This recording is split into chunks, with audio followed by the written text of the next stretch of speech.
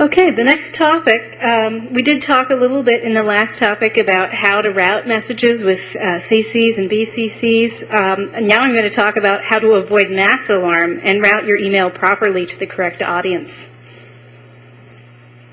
Before replying to a message with several recipients, decide whether it's best to just reply to the original sender or reply to the entire group.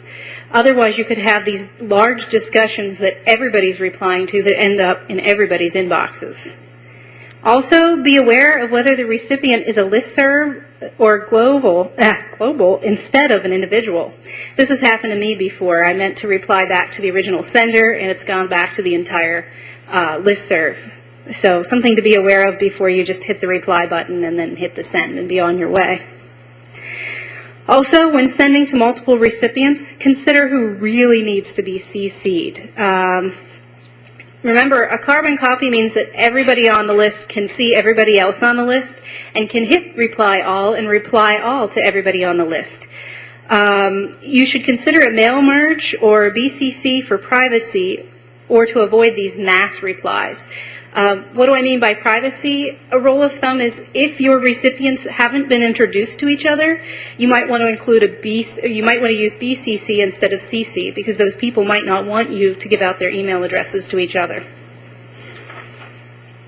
For group discussions, you should consider other methods rather than singular emails.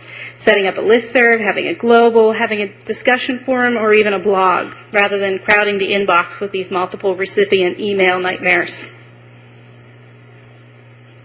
And if you receive an email by mistake, the courtesy would be to forward it to the correct recipient and CC the sender so that you know you're sending it on.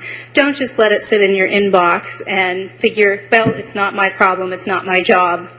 Let them know that you did receive it and that you are forwarding it to the correct person.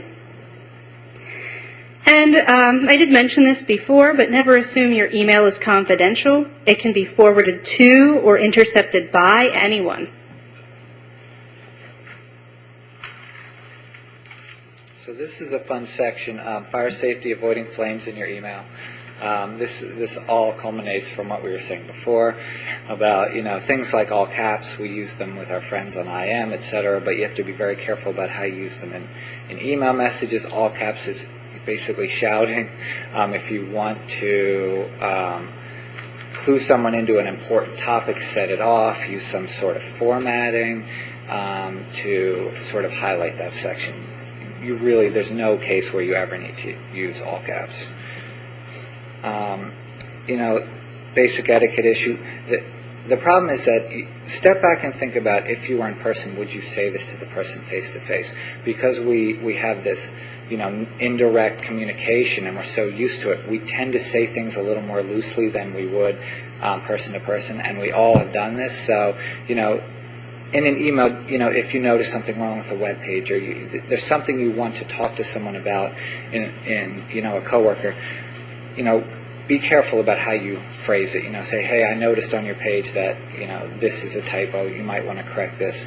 And I don't think it's purposeful when we do it a lot of times. It's just that we don't realize with that indirect communication that we're being so blunt, and then it can be misinterpreted. Because of that indirect communication, you can be very blunt with people. And Sylvia brought up a really good, is it your 3 email rule? That if you're having a conversation and it's not going anywhere, because you get to that point where you put up your wall either way. Either side will say, I'm not budging. You do that in person too, but usually just walk off and that's it.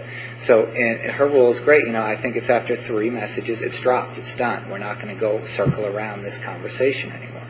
So, consider taking it offline. If you're miscommunicating with someone or you sense that right away, get on the phone and call them. Or find another way to communicate, because usually it is just a miscommunication, something that was misinterpreted in an email. And this was the first warning that we sort of came up with, and this is the #1 cause of issues in Instant Messenger, in email, where people with very sarcastic humor, it does not translate well to printed text. It just doesn't. You need that delivery. Bill Murray would not be nearly as funny as he is if, you need to see him. to get that sarcasm. So, just keep that in mind. That could be a reason that you are being misinterpreted, is because of the sarcastic, or, Nikki? Okay. And the first part of what we talked about with fires was Andrew talking about how to avoid starting fires on your own. But what happens if you get an angry email and you need to put out a fire? Step 1, you should assume the best intentions on the part of the sender. Assume that they did give you all caps to make it an easier form for you to read. Assume that whatever they said was said with the best intentions. Don't respond immediately. You should cool down first. Let it sit maybe in your drafts folder for a moment, for a day even if you have to. Rather than send something hastily and in anger, sit on it. Admit to a mistake if you made one. Look into something that you don't know instead of making guesses.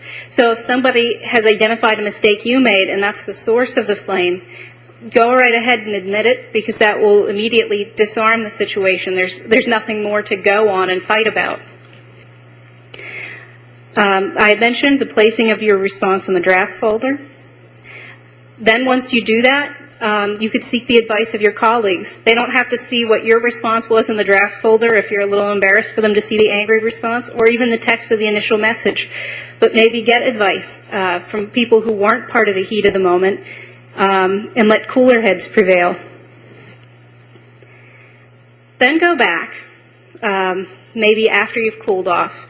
Review your response for tone, for accuracy. See if there's anything in your email that could set that person off further. And just because you put it in your drafts folder doesn't mean that you have to send it. Consider using that email as notes for a meeting or phone call instead. Like we said, just because something started in email doesn't have to end that way. Email might not be the best medium for heated communications. So take that email, maybe print it out and give them a call.